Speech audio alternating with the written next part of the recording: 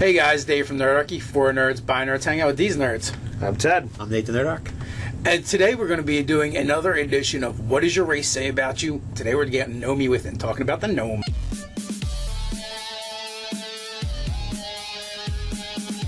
You want to jump down the description below, you can sign up for Nerdarchy the newsletter. It's a great way to get gaming tips, as well as learn how to game with us.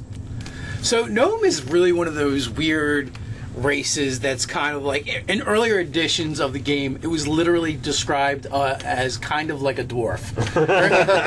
and whenever, you know you're in trouble, whenever you're describing something in the game, it's kind of like something else. Because then you're like, why not just play that something else? Right. Yeah, it's a fantasy game where you have a myriad of different things, and it's like, well, yeah, these guys are like their cousins. I feel like Dragonlance was the first campaign setting to take the gnome and really draw a line in the sand and make them different. We're going to make something unique here. And that was the Tinker Gnome. Yeah. And in 5th edition, we see a little bit of that coming back as well. And then also in 5th edition, we also have we have 3 varieties of gnome right now. We have, we have the rock gnome, The forest gnome. the forest gnome, and the Svirfneblin. The deep gnome. Yes. Because nobody likes to pronounce Svirfneblin. I kind of like pronouncing it. It feels good. Svirfneblin. You can say it different ways. It's fun. Yeah. So, and unlike the other races, I feel like the different subspecies of gnome are very different from each other. I think so. You have the hill dwarf and a mountain dwarf, and they're still very much the same. The only real difference is where they live. And there's times that you will find mountain dwarves living in the ground with the hill dwarves with mountain dwarves, or mountain dwarves with the hill dwarves, because their racial features are slight in the subspecies, whereas the majority of being a dwarf is all in the core race. Yeah, dwarfiness. And with the gnomes, they fall into that kind of small, like, they could be David the Gnome and be like jovial and happy and talk to forest creatures, or they could be like I tried to star in the Leprechaun movie. Like you can get like a really big, wide difference and it feels right. Like it doesn't feel like like that one role's forced on the gnome, or this role, the David the Gnome's forced on the gnome. I feel like there's enough of different types of gnomes that they've got like. And a here's wide the other play. thing too. Like when you look at the 3 varieties of gnome, like the layman, like the standard human could be like, oh, these are different if you stand them all next to each other. Where you take a dwarf, a hill dwarf and a mountain dwarf, you stand them next to each other and they're like, hey, it's a dwarf.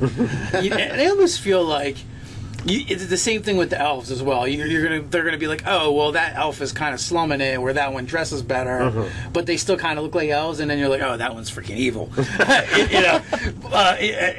the only variety is between the drow, the dark elves, and the other 2. Right. But no, each subspecies of gnomes are really different. I mean, let's look at the forest gnome. If you look at the racial trait, speak with woodland creatures, woodland animals.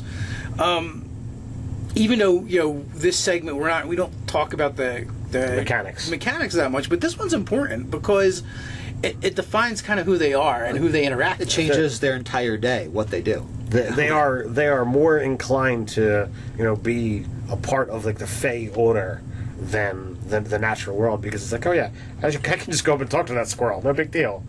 Like what? Well, then you also have the difference between, you have the rock gnome, let's say, and then you have a tinker, and then you have the forest gnome. The forest gnome's like, oh yeah, I love creatures, and the other ones are like, oh yeah, we love creatures too. But it's like, yeah, but I asked him how his cousin was doing, and they had a problem, or they got flooded, their house got flooded. And you're just like, oh no, that's terrible that this happened to your cousin. It's like, yeah, the fox is really having a hard time. Like, what? Who are you talking about? It's like, those are just critters. And now we know what the fox said. Yes. And so now our rock gnome in 5th edition is essentially the Tinker Gnome. Yep. In previous editions, he gets the Tinker tools, and he has a couple special things he can make. They're not particularly useful for the game, but they're kind of flavorful. And from that, if a player says, can I make this other thing that's similar to any of those things, I'd be like, sure. It's an easy enough extrapolation, but it says something about them and their bent, and the fact that of all the races, that would make them the most technologically advanced, in my opinion. I would agree. Or inclined. Yeah, right. More like an engineer's mind, where you're thinking about how something goes together, how it could be taken apart, how could it be made better, and what's wrong with what I'm looking at right now. And then they're going to take it to kind of that nth degree.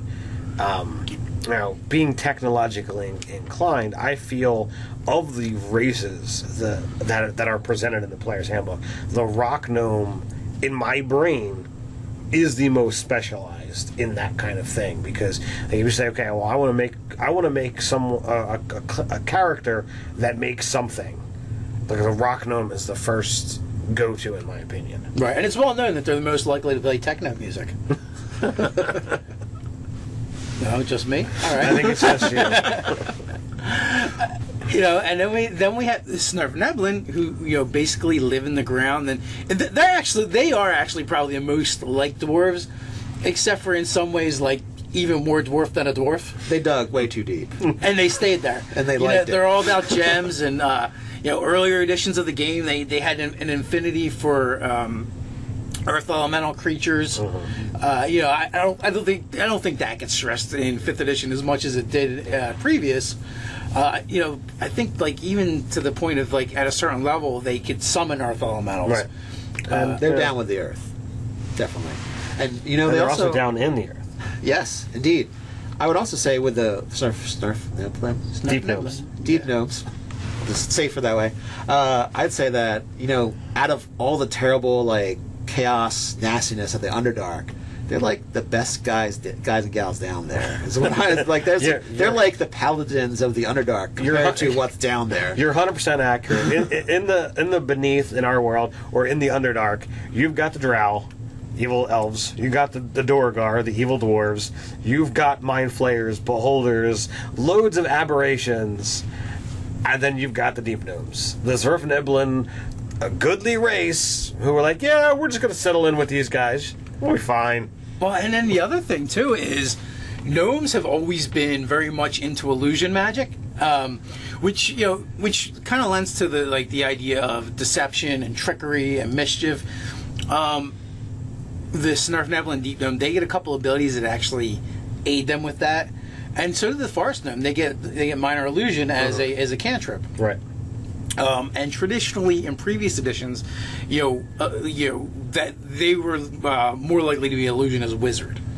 And matter of fact, that was actually one of my first characters was an illusionist thief who met with a horrible, horrible end.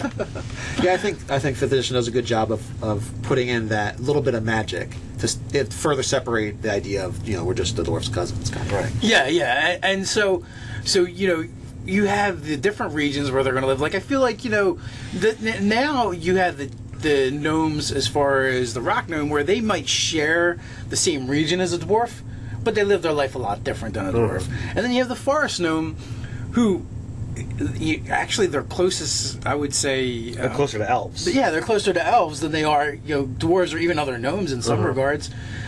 And then you have the Svirfneblin, like we said, that kind of delved too deep and just stayed there.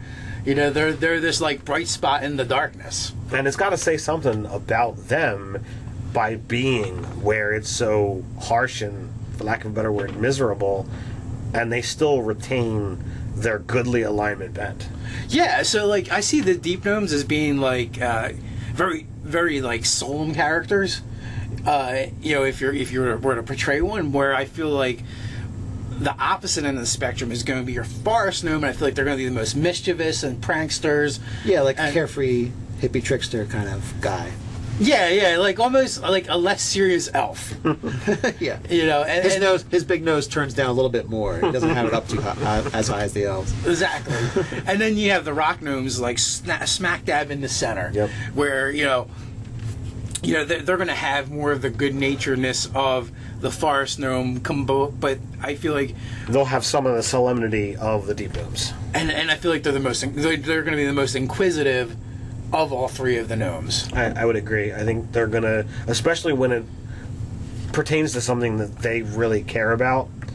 I think the forest gnomes will care more about nature and that kind of stuff, or maybe something that not specifically interests them, but something that they want. Whereas the rock gnomes will be looking for something specifically interesting to them. I feel like if any race sub race made science, those would be the type that would do it. The rock gnomes, right? like developing towards that kind of idea of. Well, sure. Like it wouldn't be a far stretch instead of them being involved. Instead of them having the tinker stuff for it to be alchemy or something else. If you're going to have a mad scientist, it's going to be the rock gnomes. Yeah. Really. It's almost like they really just wanted to call them tinker gnomes, but they didn't go. They didn't go full Dragonlance. They didn't push it. They didn't push it up to 10. Yeah. Just 9.5 or so. Yeah. We all know what they wanted to call them. Yeah, pretty much. So, more than likely, guys, if you're seeing this video, you're going to be seeing it around the same time we're going to be releasing it's September, so October rewards, and we just put together an actual monk archetype that is basically based off of a different organization video we did based off forest gnomes. Right. The Order of the Chained Fist. So you guys can, I remember that. You guys can look for that. That's coming soon. If you're not already a patron, you can check it out and get involved with that. But I think that pretty much covers our gnomes for now. I mean, we could probably go on and on. There's plenty to talk about, but I believe that covers, the gist. The gist. So with that, you guys like, share, and subscribe. You can check us out over on Nerdarchy.com. So check out funny memes and other things on the Facebook. So until next time, stay nerdy.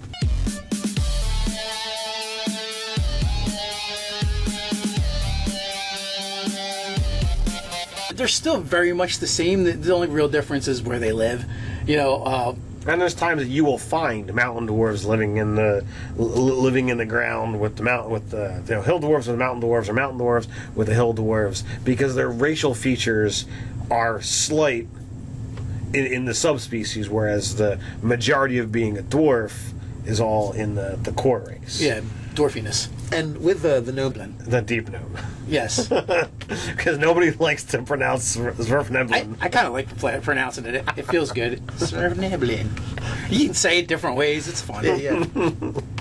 So, and unlike the other races, I feel like the different subspecies of gnome are very different from each other. I think so. You have a hill dwarf and a mountain dwarf, and Hey guys, Dave from Nerdarchy, for nerds, by nerds, hang out with these nerds. I'm Ted. I'm Nathan Nerdark.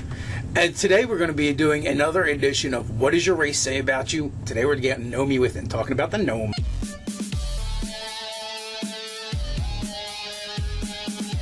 You want to jump down the description below, you can sign up for Nerdarchy, the newsletter. It's a great way to get gaming tips, as well as learn how to game with us. So gnome is really one of those weird first campaign setting to take the gnome and really draw a line in the sand and make them different. We're going to make something unique here. And that was the Tinker Gnome. Yeah. And in 5th edition, we see a little bit of that coming back as well. And then also in 5th edition, we also have we have 3 varieties of gnome right now. We have the rock gnome, Forest gnome, the forest gnome, and the Svirfneblin races. That's kind of like in earlier editions of the game, it was literally described as kind of like a dwarf. and whenever you're in trouble whenever you're describing something in the game, it's kind of like something else, because then you're like, why not just play that something else? Right. Yeah, it's a fantasy game where you have a myriad of different things, and it's like, well, yeah, these guys are like their cousins. I feel like Dragonlance was